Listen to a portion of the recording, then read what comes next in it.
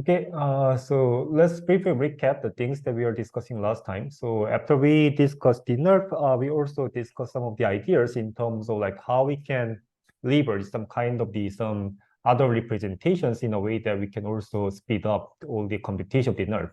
So we saw that NeRF is actually quite slow, both in the optimization time and also in the rendering time, because like everything is basically encoded in a single the global DNLP, network. So the idea that we discussed last time is basically how we can also speed up all the computation by using some kind of the hybrid representation. So the idea of the plan of cells was basically making some kind of the neural net free, the NeRF, the pipeline in a way that we are encoding everything in some kind of the 3D voxels. So it was basically a simple idea in terms of that we're having the 3D grid. And for each of the corner points of the 3D grid, we are basically encoding the opacity values. And also, for each of the samples along the array, we are basically interpolating all the opacity values coming from all the corner points of this 3D grid.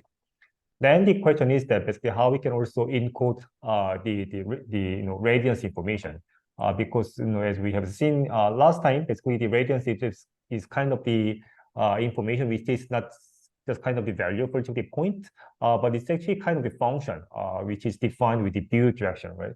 Actually, we could see that the radiance is kind of the function which is defined over the unit sphere. Then the question was that what would be kind of the best way to approximate this kind of the radiance the function defined over the unit sphere with some kind of the discretize the sum of the samples. And the basic idea that we discussed last time was basically leveraging the speaker harmonics, which is kind of the basis function. We can do some kind of the phrases, kind of some transformation, basically representing all the kind of the function as kind of the linear combination of this kind of the basis function. So by using this speaker harmonics, now we could basically represent all the radiance function with some kind of the coefficients of the low order the basis function, the speaker harmonics. And now we are encoding all these kind of the coefficients for each of the grid in the corner points, sorry, in this 3D grid in a way that now we can interpolate not only the opacity values, but we are also evaluating the radiance function for each of the corner points and also interpolating the radiance as well, and then getting the information for each of the samples along the array. So that is kind of the simple idea that we can also run basically the NeRF without having any neural network, but by basically encoding all the information in the 3D grid. So these are basically two extreme cases. Like one is basically the vanilla NeRF case that we are encoding everything in the single neural network. And the other case was basically encoding everything as kind of some per voxel information. So we are encoding the opacity and also the speaker harmonic the coefficients for each of the radius function for each of the corner points. So there are basically the pros and the cons. The good thing of the NeRF is that it's basically very compact representation because everything is encoded in as kind of the parameters in the neural network. But the problem is that it's quite slow. And the plan also was basically the opposite case that is quite fast, but it's also very memory heavy because everything is basically discretized in this 3D space. So kind of the hybrid, the version was basically now we are encoding, storing not directly the opacity and the radiance information, but basically storing some kind of the feature vectors that can be basically decoded into some kind of the very small, the tiny NLP. So this was kind of the hybrid version of like we are basically mixing some of the 3D, the volume, the voxel representation, and also the neural network as well. So by combining these two kind of the representation, we could get some basically kind of like compressing the information while basically still getting some kind of the very high quality the outputs and also very fast the computation both in the optimization and also in the rendering. And there are also some kind of several ideas in terms of like how we can further compress all the information. Like one simple the idea was basically using the multi-resolution degrees.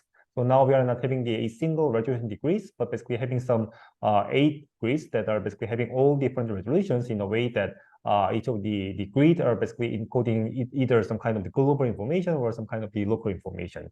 So we are combining the feature vectors coming from the all different resolution degrees, and then these kind of the feature vectors are basically decoded into the NLP. So this was kind of one of the idea that we can basically reduce the number of the feature vectors that are used for each of the voxels, while still basically maintaining the quality of all the output images. Yeah, so this is kind of example that we're having the one cell coming from this kind of the blue grid, and the other cell which is coming from the red grid. Right? And also the other example was basically the spatial dehashing. So which is basically nothing but we are basically limiting the entire number of all the feature vectors in the that can be used in all the corner points of the grids. Then basically we are allowing that the feature vectors can be assigned. One feature vector can be assigned into the multiple corner points. So this is basically kind of the case that we are having some kind of the hash table in terms of basically doing some kind of the assignment of all the feature vectors in our array into the corner points of the grids. Then probably there will be some of the cases that some of the different corner points are basically sharing the same feature vector. So that can be a problem. But basically, we are resolving this kind of issue basically by using the multi-resolution degrees, which means that while the two corner points might share the same feature vectors in the resolution of the grid, they may not have the same feature vectors in the other resolution of the grid. So in terms of basically combining the features from the different resolution of degrees, we can still have some kind of the basically differentiate these kind of corner points while basically assigning the same feature the vectors into the some kind of the other the corner points. So this was also the idea that we can use some kind of the spatial hashing in terms of like that we can limit the number of the feature vectors that we're gonna use, and also we can compress all the number of the parameters that we're gonna basically optimize. For those kind of cases, still while reducing the number of the parameters to be optimized much smaller like this, so we can still basically achieve some kind of a very high quality the outputs. So this was kind of some sort of the engineering the idea in terms of like how we can manage the whole size of the parameters that we need to optimize while basically getting some kind of the good quality of the images. And then, yeah, this was kind of the, yeah. So if we basically use some more number of feature vectors, then we can also get some slightly better the quality of the outputs, while basically also sacrificing basically the memory consumption in terms of using much more the larger size of the memory. And also the good thing of like having this kind of representation, is like more the spatial the representation, having the 3D grid, is that we can basically reduce the computation time like this. So these are all the results that are basically trained, basically learning optimizing all the parameters in real time. So these are basically the real speed, optimizing all the things. You can see that just like a couple of the seconds, we can already see some kind of very nice results like this. MLP has shared weights for all the voxels. Yes, so that's the case. So we are basically making a small d MLP that is basically being used for all the feature vectors over all the corner points. So this was kind of the idea. That's why I mentioned in the last time. So the basic idea is that instead of like making the one giant MLP that encodes all the global information, we are taking most of the parts of the MLP in a way that we are spreading those parameters as kind of feature vectors for each of the regions. So now all the feature vectors are basically associated with some kind of specific regions in the 3D space in a way that we are now all the parameters are basically some kind of the local parameters. So when you basically update each of the regions, we just need to update the feature vectors in that specific regions. So making this kind of the spatial alignment from the feature vectors into this space in a way that basically we can reduce all the computation time. So this was kind of the idea that we discussed last time. Do you have any questions on this? So yeah, after discussing a couple of more things about some kind of some hybrid representation for the NeRF, we are also going to move on to some kind of new topic today. So one more the question that we have is that, so this was kind of some sort of the engineering the idea in terms of like how we're gonna compress all the kind of the information that we are encoding in the feature vectors using the multi-resolution degrees and also the spatial dehashing. And here the question is that would there be some kind of more like some sort of the algebraic way to compress all the feature vectors that are basically encoded in these 3D voxels? So that's kind of the one more the idea that we're gonna quickly see. So for that, we're gonna briefly see the idea about the matrix compression. So let's think about this kind of a case that we are having the matrix M here, and we are going to actually somehow compress the information that we're encoding in this D matrix.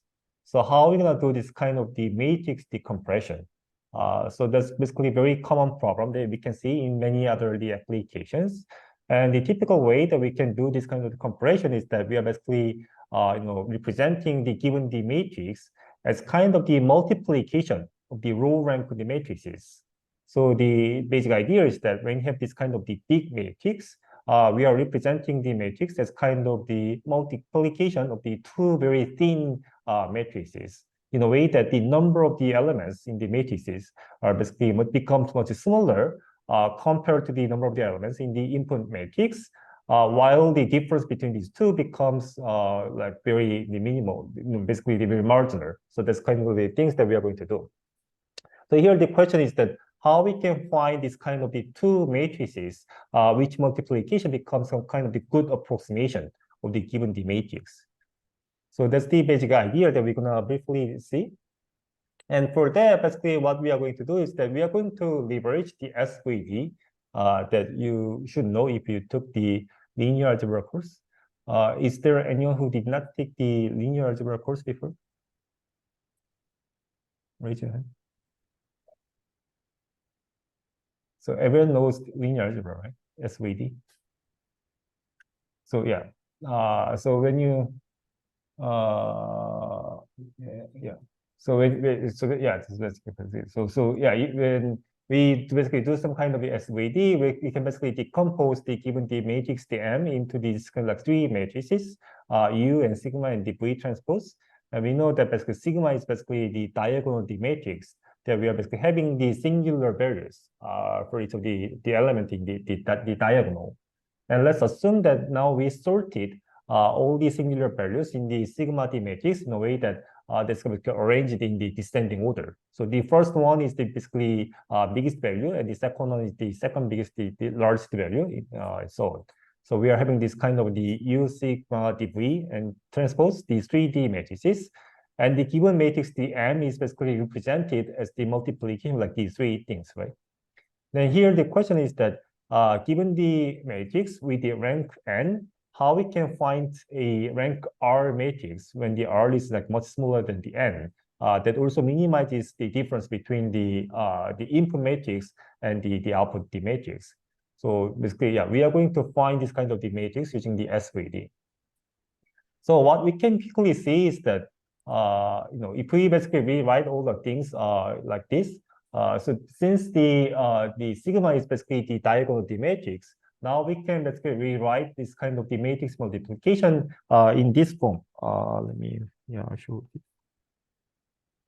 So you can see that these are basically the way that we can basically calculate the given the matrix the M. And we can also see that if we basically pre-compute these two components here, so this will be basically the same that we are pre-computing the U and the sigma, right? And then what you can see is that actually the given the matrix, the M, can be represented as basically the sum of the outer vectors of these two, the product of this kind of the two vectors.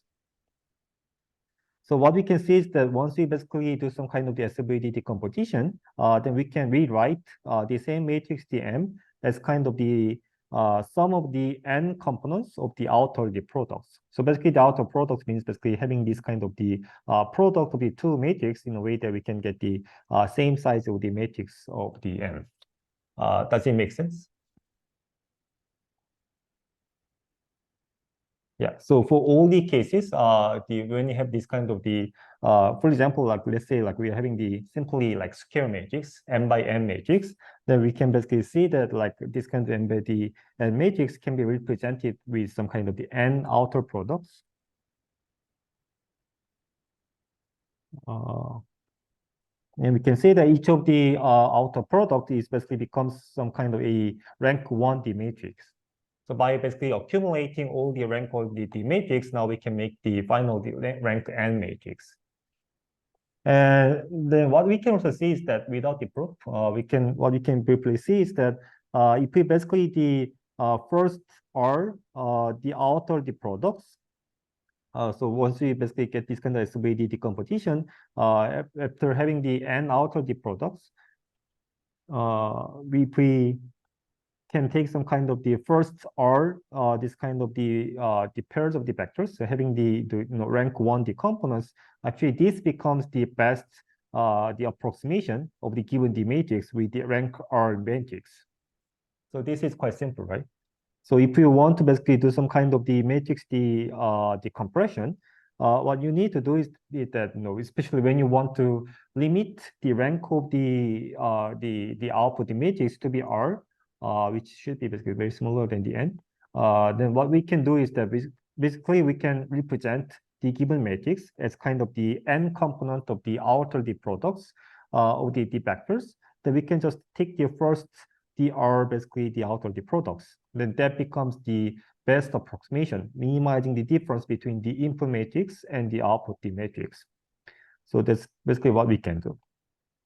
So this is very simple the idea, then how we can do some kind of the row rank the approximation of the given the matrix, which means that once we basically get this kind of the SVD, we can just take the first the R, the number of the singular the values in the descending order, and also the corresponding the singular the vectors as well.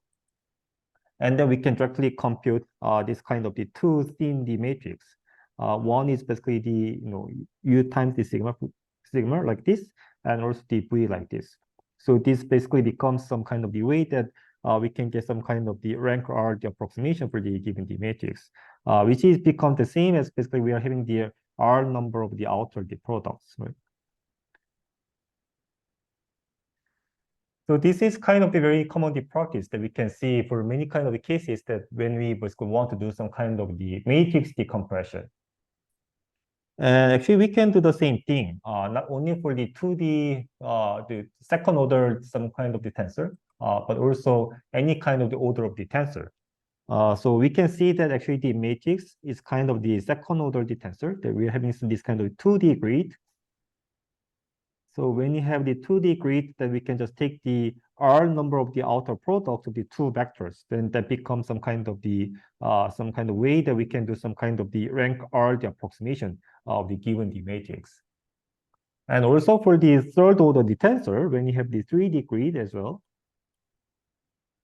the way that we can do some kind of the comparison is basically exactly the same. Now we are taking the outer products for these three vectors like this. So when you basically, once we take the outer product of these three vectors, if we have the R number of this kind of the outer the products, then that can be some kind of the one of the rank R the approximation of the given the tensor. So that's basically what we are going to do. So instead of like, in the previous lecture, we have seen some kind of the ideas in terms of like how we can encode all the information in the 3D grid. And now we are going to basically compress all these 3D the grid information by taking some kind of the a few number of the outer the products in a way that we can do some kind of the best approximation of the information that we're encoding the 3D grid. So that's basically basic thing. That's kind of the things that we are going to do. So what we are going to do is that now we are going to compute the some kind of feature vectors in the voxels.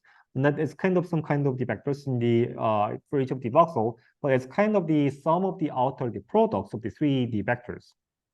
So let's think about that. Actually, this is maybe not the feature vectors, but some kind of the some scalar the numbers. Scalar the numbers. So let's think about like we are having the opacity values for each of the corner points in the 3D grid.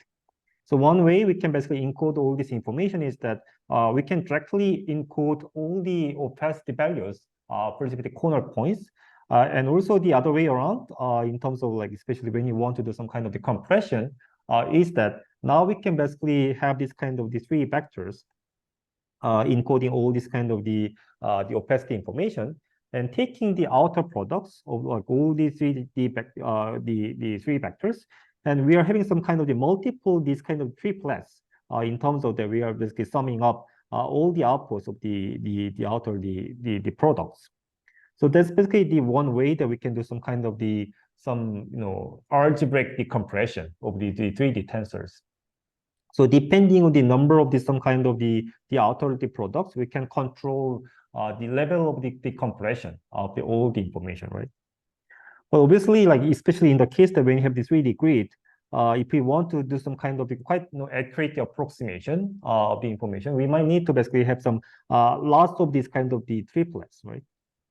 Yeah, we actually need to have some lots of kind of the triplets to basically get some kind of the good approximation of this kind of the 3D tensor. So also the other way around we can do is that now we are decomposing the 3D tensor not into the triplet of the 1D vectors, but actually it's kind of the pairs of the like 1D the vector and also two-dimensional the grid as well. So this is another way that we can do some kind of the decomposition in a way that now each of the kind of the row length the component of the 3D grid is represented as the outer product of the 1D vector and the 2D grid as well. And we are having lots of this kind of the component in a way that we can basically also approximate the given the 3D grid. So this is kind of the case that we are having the 1D vector along this axis and the 2D grid in the other the two axes, and having some the number of these components. And we can also have the 1D vector in the other axis and also the 2D grid as well, having some multiple these kind of components. And we can also do the same thing for the other the axis as well.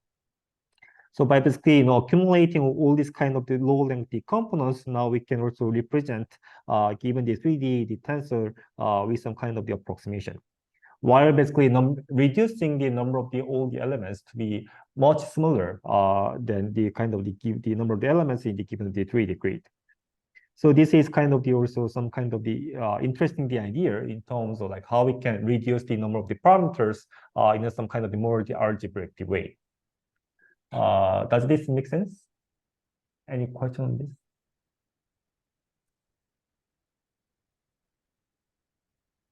It is clear.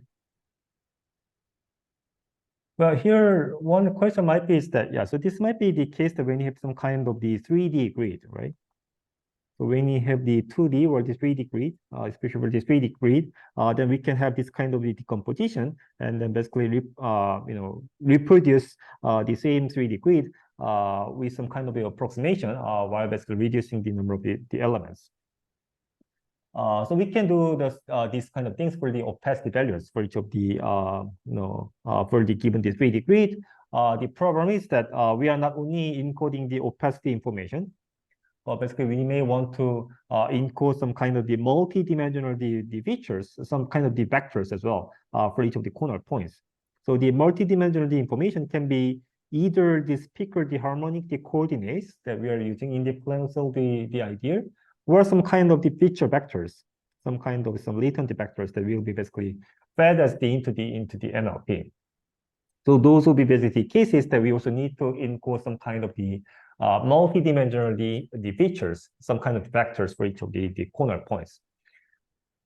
Then what will be kind of the problem with this? Then the problem is that this might be actually the case that we are actually encoding not a kind of the third order tensor, but we are actually having the one more dimension, right?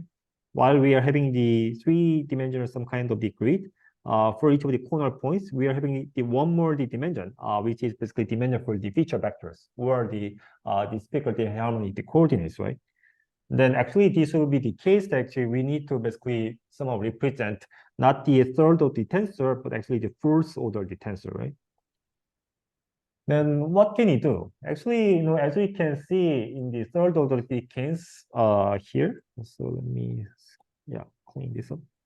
So as we can see, the third order the case like this. Actually, there even could be some multiple ways to basically decompose the third order the tensor into the either just with the 1D vectors or like this, and also kind of the combination of the 1D vector and the 2D grids, right? So also for the first order the tensor, we can do some kind of the some multiple ways of the decomposition of the tensor. But just the simple way, the extension from the third order the tensor from the first order the tensor is basically just like adding some like one more the vector in the kind of the outer the products. So this can be the simplest way that we can simply extend the third order decomposition into the first order decomposition, but actually obviously there can be multiple the other ways to basically decompose the first order tensor into some kind of the lower order, some kind of the components. And also really this kind of the role is kind of the sum of the row length, this kind of the components. So these are some kind of the algebraic way to compress all the information encoded in either in the third order tensor or the first order tensor. So the basic idea that we can apply this kind of idea in the NeRF pipeline is basically that we are basically decomposing the third order tensor, which is encoding the opacity information. And then we can also decompose the first order tensor encoding the radiance into some kind of also the combination of the 1D vector and the 2D the matrices.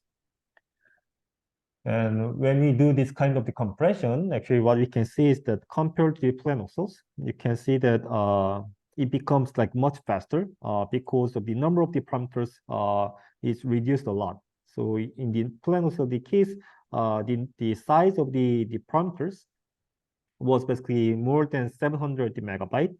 And using basically this kind of compression, we could compress the size of the all the parameters into the almost like 70 megabyte, which is almost like kind of like 10 times like smaller than the planoxel the representation, which basically also results in basically a much faster the optimization and also the rendering as well, while basically also achieving even like the better quality in the rendering. So these are kind of the one way that we can also compress all the information encoded in these weighted voxels. Okay, so a quick summary for all the things is that we also basically discuss some of the ideas basically in terms of like how we can reverse the voxel representation and also the speaker harmonics in terms of basically reducing the computation time. But this was also the case that we are basically consuming a large amount of the memory to basically speed up all the things. So the second thing was that basically how we can reduce this kind of the memory consumption using some kind of the multi-resolution degrees and also the spatial dehashing was basically the idea that we also discussed in the last lecture. And also there are some kind of the more the algebraic way in terms of how we can leverage this kind of the tensor decomposition in a way that we can also further reduce the memory usage while slightly also sacrificing the quality of the output images. So these are basically some of the ideas for the hybrid representation. Any questions on this?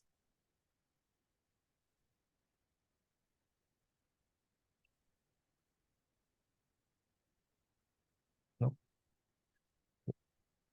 So yeah, actually there are tons of some kind of some follow-up work of the NeRF. So you can actually check out some other papers as well. There are lots of the kind of the other representation as well. I just picked some kind of some of the representative, some kind of work, especially using some kind of some new representation for the NeRF, basically the rendering. And there are also some kind of some examples that are leveraging some kind of the more explicit some geometric representation for the NeRF pipeline. One of the kind of some notable example might be point NeRF. So actually we have so when you have the questions, please post the messages on the host account, not the co-host account. If you post the message on my co-host account, I cannot see the message.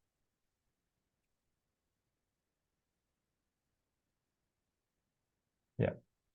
So when you have sorry. Yeah. I guess still there are some people who are basically confusing my host and the co-host account. So if you send me the messages to my co-host account, it just like block some of my screens on the iPad, so I cannot just see the message, and also I cannot see my slide as well. If you have any questions, please post the messages to my host account.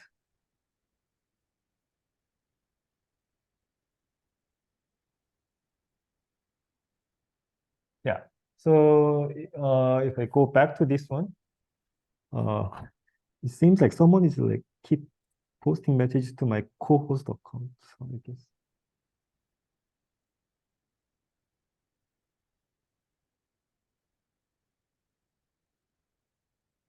Sorry, 1 second. Yeah, that's my Post account.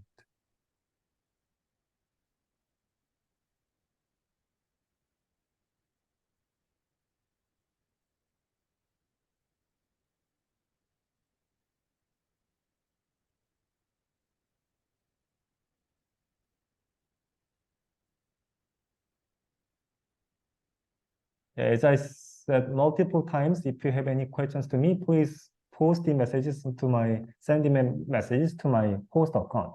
If you send the message to my post account, I cannot see the messages. So yeah, let me go over with all the slides here. So basically the thing is that, so we have seen some of the ideas basically in terms of like how we can encode all the information in a like more explicit way using the 3D grid. But instead of that, we can actually consider using some other representation that actually we also discussed over the course, like using the point cloud here.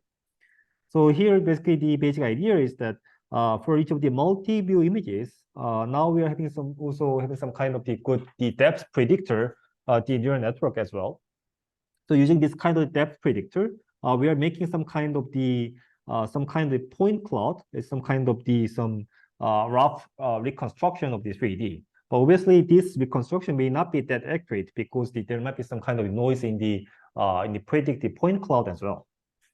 So what we are going to do is that instead of like encoding all the feature vectors into the 3D grid, as we have seen in the instant NGP, instant NGPD case, now we are encoding all the feature vectors into each of the points in the point cloud. And we can do the kind of same thing. Basically, when you basically shoot a array for each of the sampled points for each of the along the array, now we can basically aggregate the features that are basically encoded in near the points in the point cloud. So this can be basically another way that we can leverage some kind of the explicit representation, which is not the 3D boxes here, but it's basically point cloud in this case. The question here is that doesn't the NeRF also use a 4D tensor for RGBD? The NeRF uses MLP, but I think I'm still missing what full volume field means. So basically, what do you mean by the NeRF also uses the 4D tensor for the RGB signal?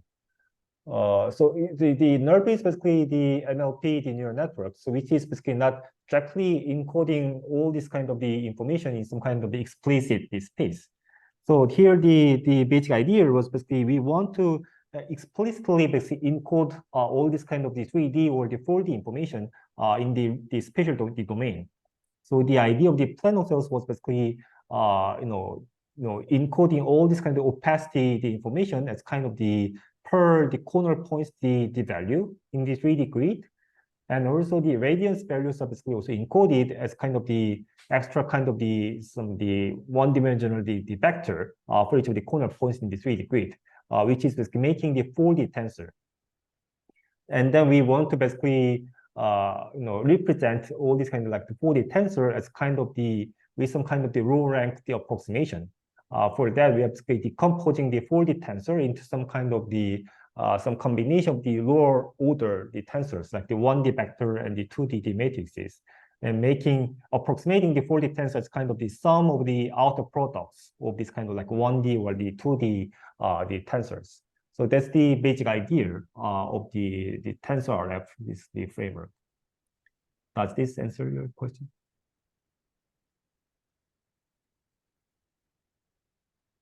And here the idea was basically using the point cloud instead of the 3D volumes. And actually, we can also do the same thing, not only for the point cloud as well, but also for the mesh as well. So this is also kind of the example that we are now using some mesh representation, which is kind of the same. Now we are assuming that somehow we can get this kind of some rough reconstruction of the 3D, the objects or the 3D scenes from the multi-view images with a mesh. So basically making some kind of the triangulation of the point cloud in a way that we can get some kind of the rough reconstruction of the mesh. But obviously this may not be that accurate reconstruction because we are just leveraging some kind of the depth prediction or some kind of the other ideas. So give this some kind of the rough reconstruction of some 3D, how we can also encode some kind of the features for each of the in this kind of the vertices or the faces in a way that we can basically render these things, and then using the NeRF pipeline is basically the idea in this paper. So what we can now do is that instead of like encoding all this information into even the points or the faces, now we can even encode all this information into the texture image over the triangle, the mesh.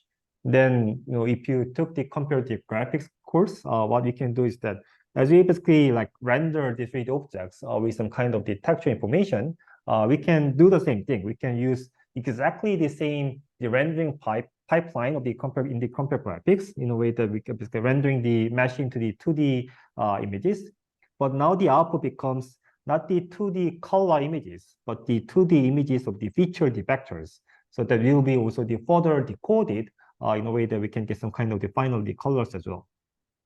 So this was also one of the examples that we are encoding all these feature vectors into the texture image of the triangle D mesh in a way that we can rasterize, basically render all the things into the 2D the projection 2D view, and then we are having the feature image as the output of the rendering, and then we are further decoding all this kind of like the feature image into the final color image. So this was also kind of the one of the idea, and also this becomes like very compact and also very fast as well. So this is also leveraging all the advantages of using the explicit the representation in a way that we can also speed up all the optimization and also the rendering while also getting some kind of the good quality of the output images. So this is called the mobile NeRF, because like even this kind of framework can be even like implemented in some kind of the mobile of the platforms as well.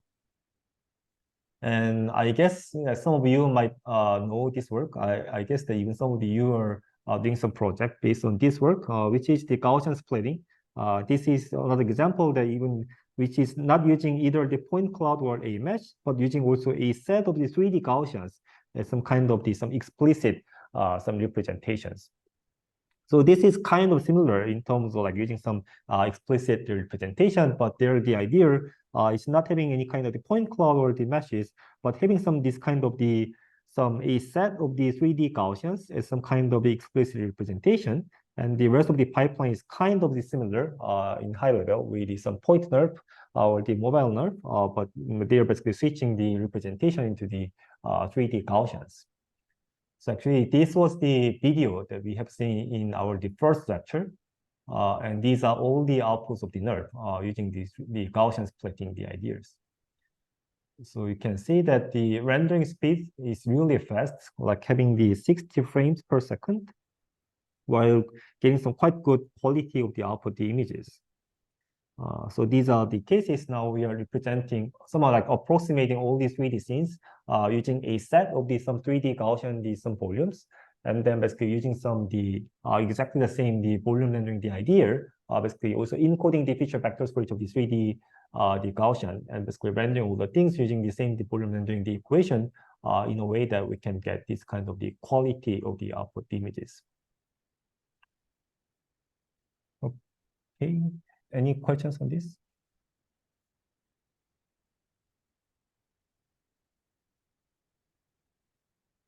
So we are a little bit behind the schedule. So let me quickly move on to the next topic.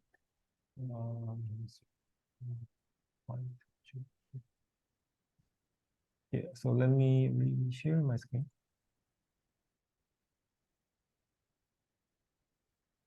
Yeah, any questions? Okay, so yeah, is it okay with my screen? Can you see my screen? Okay, let me move on. So far we have seen some of the ideas in terms like how we can leverage some kind of some other representation, especially to basically reduce all the computation time, while basically also getting some really good quality of all the outputs. So now we can see that the NeRF can be basically optimized, like very short amount of time, like just in like few minutes, and even also can be rendered in like the few seconds or even few milliseconds with some kind of very nice quality. So it seems like the issue with the computation time is kind of solved. But also there are some bunch of the other limitations as well.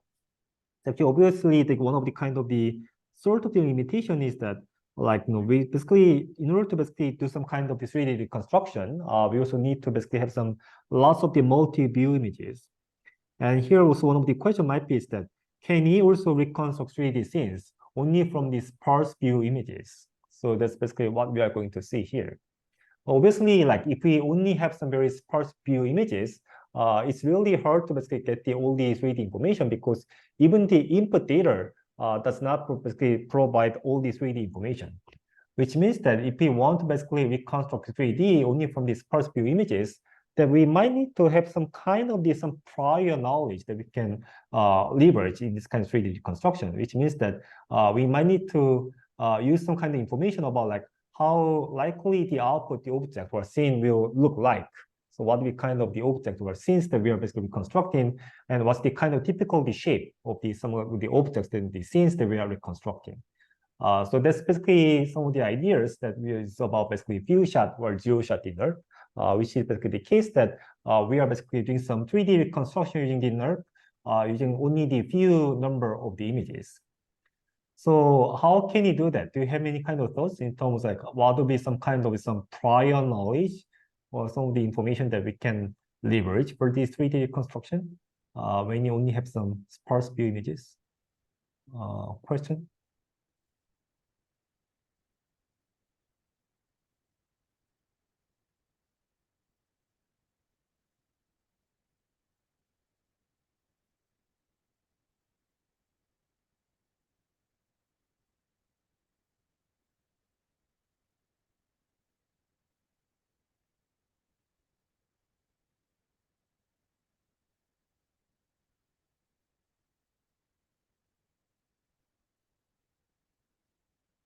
Yeah, actually, you can actually see lots of the very recent work of like using some kind of some prior information for this kind of like the few shot or the zero shot, the NeRF reconstruction. One of the simple idea for this might be basically using some depth information, as I actually mentioned in the previous slides. So if we have some kind of the depth prediction in your network, then what we can do is that for each of the images, we can first get the depth information, which is basically getting the 2.5 the information. And based on that, we can get some kind of the rough reconstruction of the 3D point cloud, and we can leverage this information to get some kind of the final NeRF outputs. So that is also the case that we can leverage some kind of some depth priors. And also the other interesting the idea is basically using some clip embedding. So does everyone know the clip embedding? So clip embedding is basically the case that we are having some kind of the joint embedding of the texts and the images. So actually there are lots of kind of the data set that has the tones of some kind of the corresponding the pairs of the texts and the images. And then we can basically consider, so the clip is basically some kind of a joint embedding the space where basically we are embedding both the text and the images into the same position in the embedding space, in a way that we can see what are basically the text and the images that are basically somehow related to each other. So that's kind of some typical kind of the joint embedding things, and we can basically use this kind of some clip embedding in the many applications. And one of the ideas that the people tried in this kind of the diet NeRF idea is basically checking some kind of the semantic consistency across the images. So what we can see is that, let's say, this is like, for example, like the example that we are basically having the images of this like the yellow bulldozer. So we are having the multiple images of the yellow bulldozer, but not that many images. Let's say we are having like less than 10 or the 5 images of the bulldozer. Then what we are going to do is that, so basically bulldozer should be bulldozer from any view, right? So if you see the bulldozer from the left or from the right, from the back, these should be all the same, the yellow bulldozer, right? So which means that if the 3D shape has been reconstructed well, in a way that it really looks like the yellow bulldozer, then if you render the 3D outputs from any view, then all these kind of images should be mapped the same point in the clip embedding space. because their semantic meaning should be exactly the same, right? It is clear.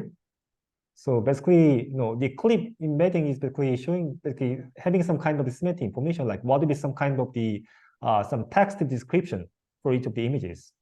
And if the images are from the same object, from whatever view, if the image is basically the yellow bulldozer image from the any view, then those images should be mapped to the same point in the clip embedding space.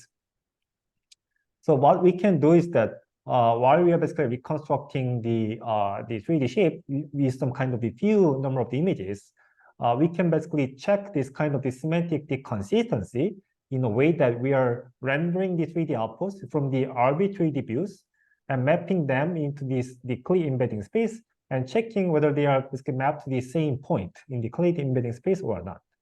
Because if they are basically reconstructed as kind of the yellow bulldozer, then any images should be basically showing some kind of yellow bulldozer images.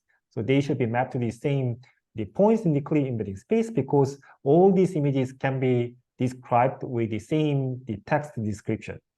So that's the very basic idea in terms of like how we can leverage this kind of clip embedding for some kind of some prior the knowledge to get some kind of the 3D objects from these Sparse images. It is clear. Any questions on this? So yeah, this was kind of interesting. Yeah, now we can use this kind of clip embedding, and then we can reconstruct 3D objects even from these Sparse view images. And then as kind of the next step, what we can do actually is some kind of interesting. The idea is that, so then do we really even need some kind of images? Let's do the NeRF even without any images.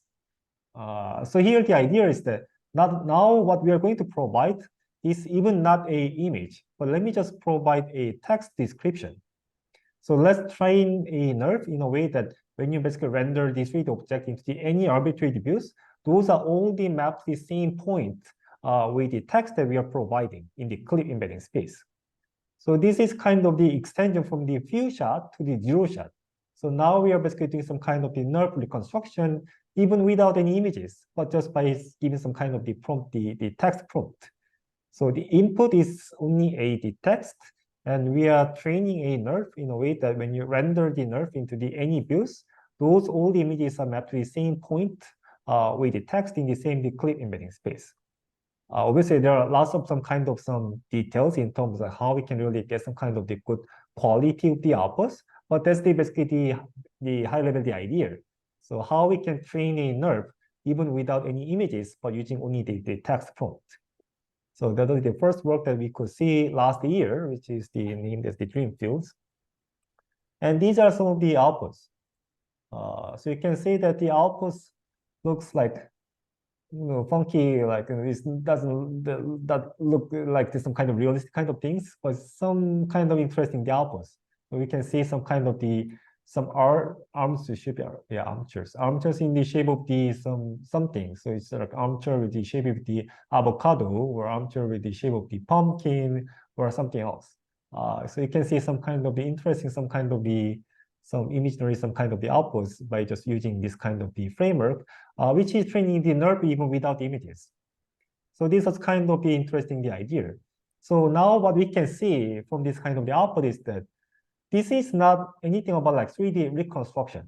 So now we are not having any kind of the information, like some images or something for the objects or scenes that we are going to reconstruct, but we only have some kind of the text description. So now we are moving on about like the generation, not the reconstruction. So even without the images, can we also produce any kind of some 3D outputs? Only have by some kind of some text description. But these are also all the cases that we are using some kind of these 2D priors, some priors in terms of like what with some kind of some realistic images that are also corresponding to some kind of given the text prompt. So by leveraging this kind of some information about like what are some kind of realistic images that we're gonna see for given the text prompt, can we do some kind of 3D generation? So this is basically also kind of the topic that we are going to discuss from this week. And also the question is that instead of the clip, can you also use some kind of the other, some degenerate models that also have some kind of 2D priors? And for that, basically what we are going to discuss is the diffusion models. Diffusion model, basically, I guess some of you obviously have heard about the stable diffusion or the image journey. So these are some kind of the very recent, some kind of the image, the generative models that can also produce very realistic images. So those are all the images that are actually generated by the AI, the techniques using the stable diffusion here. And these are basically only based on the recent the diffusion models. This is kind of the idea for the generative models. So by using this kind of the 2D generative models, having this kind of like generating this kind of like high quality images, can you also reconstruct, not reconstructing, but actually generating some 3D? Can you do some kind of 3D generation using this kind of some 2D priors that are learned from this kind of the 2D image generative models? So this is kind of the question that we are going to discuss from this week. Any questions on this? So we are not having enough time to discuss all the details for the diffusion models, but I guess we will need to spend this week and also the next week as well to basically discuss all the ideas in the diffusion models. And diffusion model is also about the things about the assignment 3. So also the deadline for the assignment 3 is November 12th or something. So basically, if you want, when you need to do the assignment 3, you also need to basically go over with some kind of the background in the diffusion models. And also the slides that I prepared are basically some slides for as kind of the basic introduction for the people with any kind of prior knowledge for the diffusion models. So we are not gonna get into the very deep into all the ideas. Obviously, if we want to go deep into all the ideas for the diffusion models, then we need to spend the entire semester for that. However, we're gonna still basically dig into some details of the math along the way. So please be prepared to see some formulations there. And also I recommend you to basically check out all the details in the math even after the lecture. So that's basically what we are going to do. So let's basically see the very high level, the basic idea for all the generative models. So basically what we are going to do in the generative model is that we are going to learn some kind of the data distribution. So let's think about some kind of the domain where all the data basically live. And here, basically, we are going to learn the data distribution. So basically, data distribution basically means like, some kind of the probability density function that indicates like how likely the data at each of the point becomes some kind of the realistic data. So this may not be that kind of the intuitive. So let's think about some kind of the please mute. Yeah. So yeah, one of the example might be is that. So let's think about the case that we are having tons of the RGB, the color images with the resolution of the 128 by 128. Right. So let's think about like having a set of the images. And then what we can see is that we can basically somehow consider this set of the images as kind of the points in the very high dimensional space. So actually, if we consider the space with the 128 by 128 times 3, because basically each of the image is basically represented with this amount of the numbers, right? 128 by 128, and then we are having the RGB 3 channels. So we basically need 120 by 128 by 3, the number of the elements, the numbers, to represent a single image, right? Then what you can see is that we can actually consider that all the basically images become a single point in this very high dimensional space, right? So the image is basically a single point in this high dimensional space, and then we are having some kind of a set of the points in the very high dimensional space. And we now want to learn a distribution over this kind of the high dimensional some kind of the space where we are basically embedding all the kind of data in a way that the distribution basically indicates like how likely the point in the given space becomes one of the realistic the data that we want to see. So that's basically what we are going to do. So obviously, if we basically randomly sample any arbitrary point in this kind of the high dimensional space, that will not be any kind of some real the photo image, right? So any, if we basically randomly sample any point in this space, that will be basically having some of the images with having some random, some arbitrary colors. So that's not the image that we want to see. There might be very specific some of the types of images that basically looks like some kind of the real image, where the image is in the some specific domain, and those images might be a subset of the points in this kind of the high dimensional space. And here the goal is to basically learn this kind of the distribution of the realistic images in the high dimensional space. And here now we are only seeing the one-dimensional kind of the example. So let's say like all the data is basically living in the 1D space. And the thing is that we don't know the exact data distribution because we're going to have some kind of the limited amount of these samples. So the information that we have is we are not having the real the data distribution in the space, but we are only having some kind of the samples in the given space. So based on this information, like what we are going to do is that yes, we only have the samples of the data. So given this kind of the samples of kind of the data, what we are going to do is that we are going to gradually transform the data distribution in a way that at the end of all the transformation, the output becomes this kind of some simple distribution, which is typically the unique Gaussian. So we're gonna call this as kind of the target distribution. Sorry, I'm calling this this is target distribution. And what we are going to do is that we are going to gradually basically convert each of the data distribution in a way that it finally becomes this kind of the target distribution, which is the unique Gaussian. And actually, the way that we are basically making this kind of transformation is actually quite simple. What we are going to do is that for each of the points in this space, we are going to just like perturb the position of each of the point or with some kind of a small Gaussian denoise. So when you have this kind of like each of the point here, we are having a small Gaussian in the local region, and randomly sampling the kind of the next position in the space, and we are moving each of the point into some kind of the sampled point, sampled based on the small Gaussian, the local Gaussian here. So we are basically getting this kind of some transformation. And the thing is that if we repeat all this process, at the end of the day, we're gonna basically get this kind of the unique Gaussian. And we're gonna see, why it works. So this kind of things. So that's kind of thing. So what we are going to do is that we are going to basically map the given the data distribution into the unique Gaussian distribution.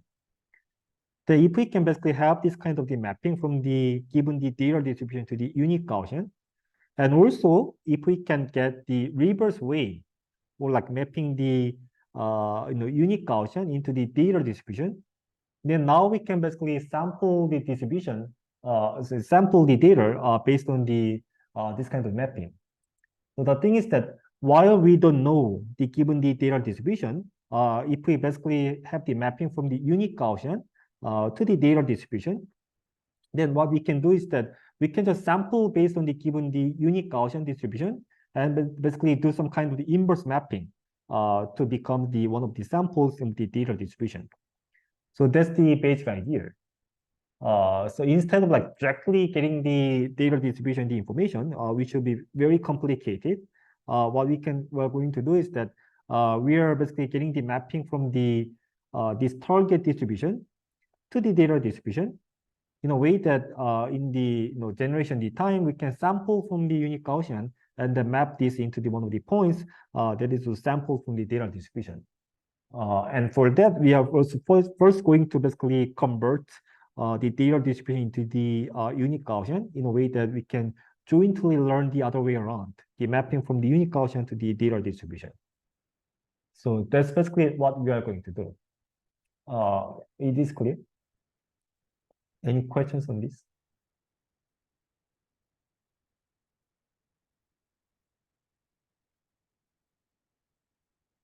So this is basically what we are doing for all the generative models, and this is like one of the examples in the 2D case. Starting from some kind of the data distribution into the mapping that into the 2D Gaussian, and doing some kind of the reverse mapping from the unique Gaussian to the data distribution again as well. So let's say this kind of like the Swiss roll kind of thing is kind of our data distribution, and we are mapping this into the to the unique Gaussian. And if we can also do some kind of the inverse mapping from the unique Gaussian to the data distribution, then we can sample from the 2D Gaussian and then map this into one of the points of the data distribution. So that's basically what we are going to do. Any questions? Please post your questions to my host account.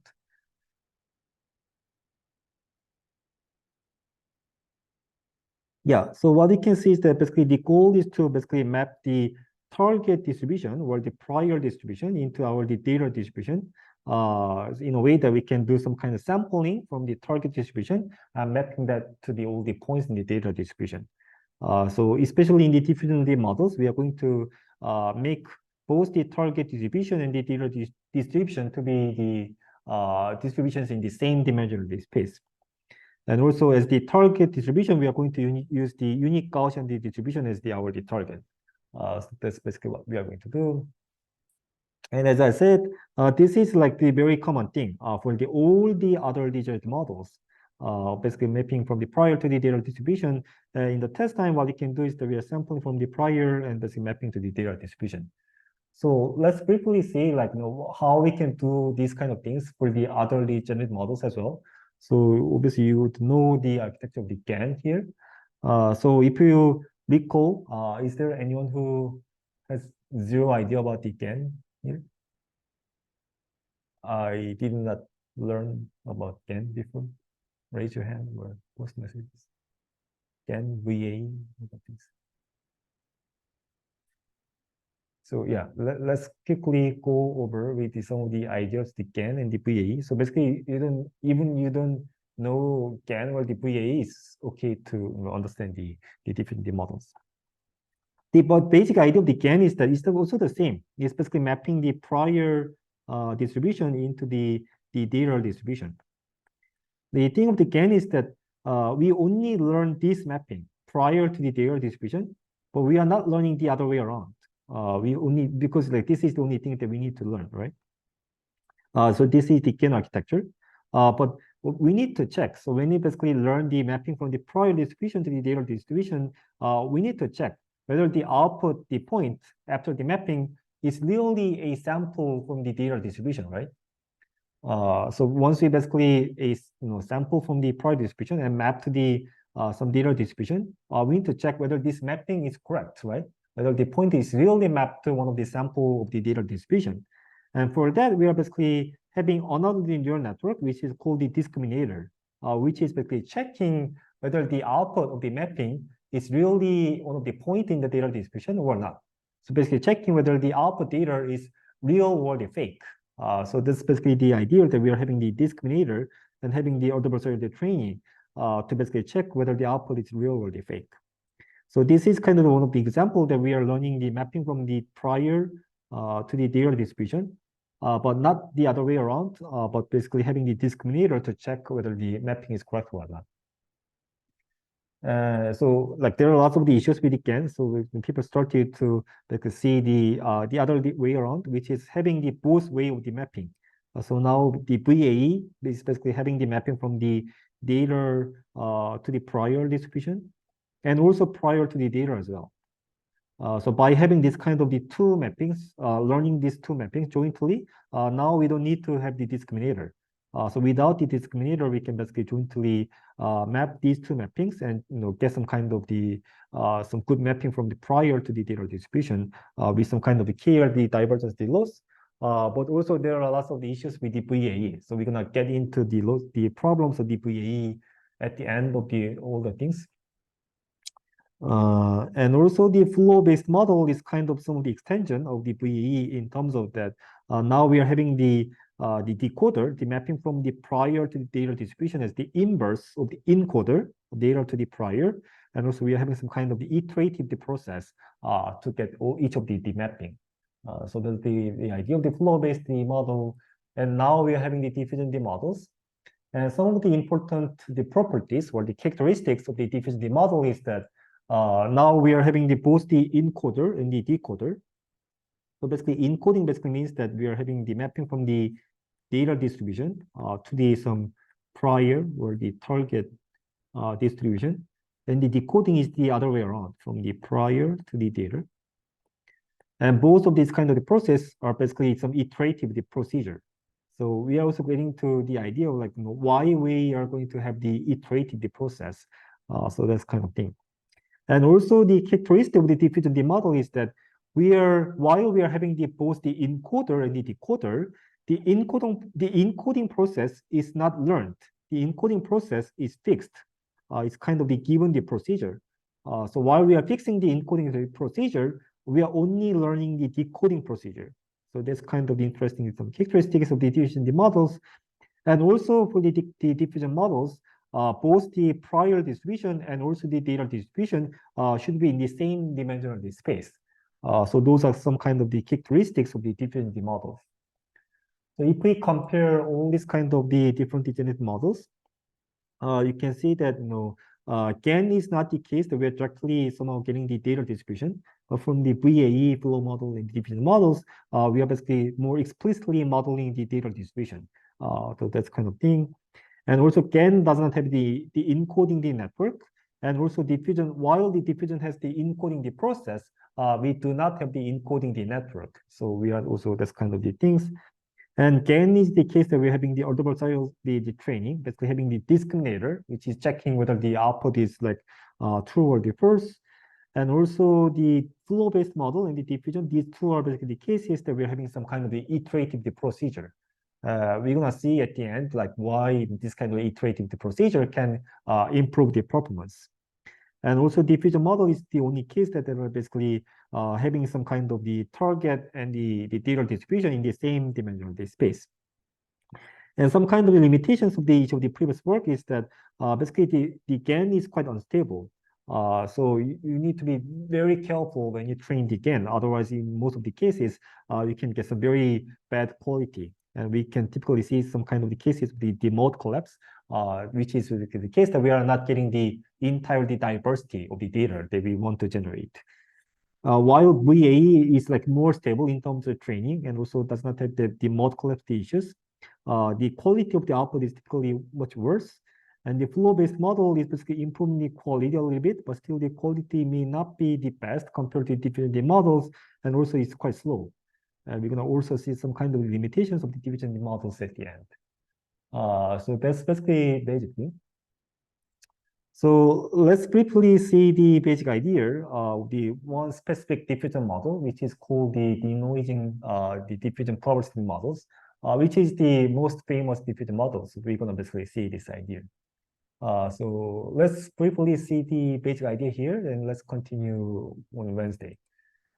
So we're gonna have both the forward and the reverse process. So as I shown in the previous slides, forward process is the process that we are basically perturbing each of the data in the data distribution in a way that we can transform the given data distribution into the target distribution. And this is like not the process which is learned, but this is kind of the fixed process. So we are basically making some kind of the Markov chain, basically adding some kind of Gaussian noise for each of these steps in a way that the output of the transformation becomes some kind of the unique Gaussian distribution.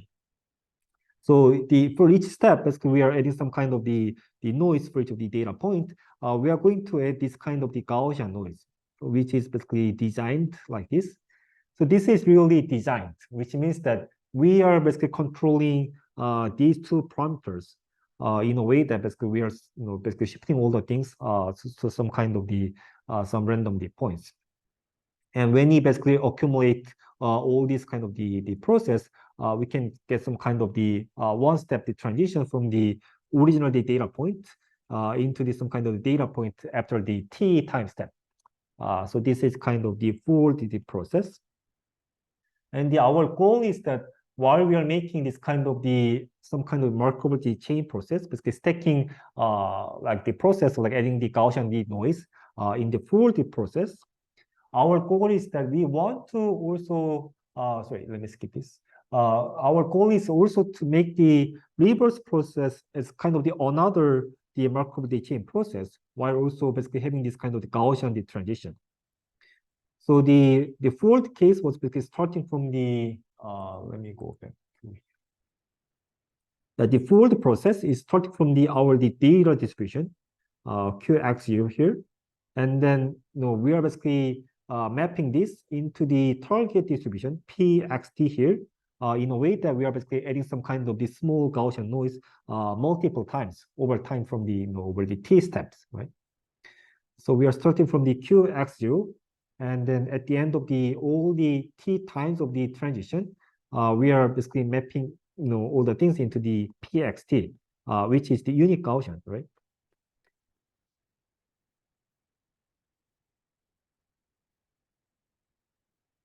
And the reverse process is basically doing exactly the same thing, but now mapping the PXT into the QX0. But by also doing accumulating some kind of the Gaussian transition like this.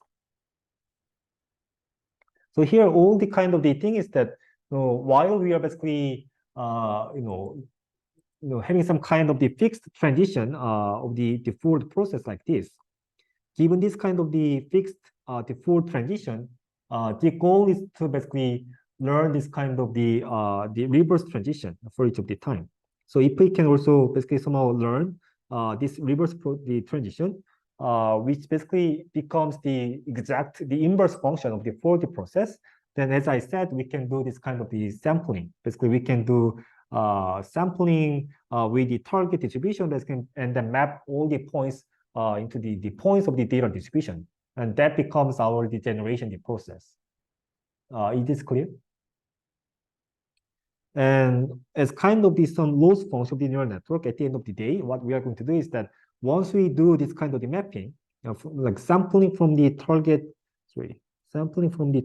distribution, and do this kind of the transition multiple times in the reverse way, and at the end of the day, basically when you basically check this probability, the values of the output, the density function, with the given samples that we have. So for the data distribution, we're going to have some bunch of the samples that we have. For example, some of the images that we are having some image space. Then we're going to check whether the probability values for each of the samples that we have has some kind of the high values. So we are going to optimize all the things in a way that we are basically maximizing the log probability of the samples of basically the probability values of the density function that we are basically learning in this way as kind of the composition of the target distribution and the multiple times of the reverse transition. So that's the basic idea. So we are basically having some symmetric functions for the default process. We are starting from the data distribution and doing some kind of the T steps of the Gaussian transition in a way that we can map this into the target distribution. And in the reverse process, we are going to do the same thing. Now we are going to basically map the target distribution into the data distribution by just also applying some multiple Gaussian transition in a way that the probability for the data that we are having becomes like the maximized by basically optimizing this reverse transition. So that's kind of the things that we are going to see. And then there should be multiple questions, right? The first question might be is that we are basically just applying some multiple Gaussian transition here. Then why does this become the unique Gaussian at the end? So when you basically apply this kind of the Gaussian transition the multiple times, why does the output becomes the unique Gaussian distribution? So that might be the first question. And the second question is that also here, basically when you have this kind of the fixed default process, how we can learn some kind of the parameters for this kind of the reverse process. So this might be basically the two main questions that we need to think about. So we're gonna discuss all this idea from next Wednesday, and we're gonna resume next Wednesday. Any question? Yeah, the flow-based model also should be in the same dimension. Sorry. Any other big questions? So yeah, that's kind of the typo.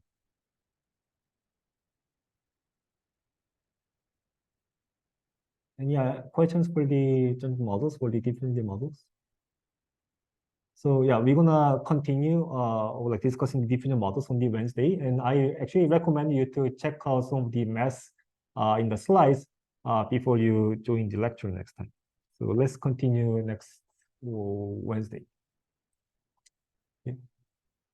Bye.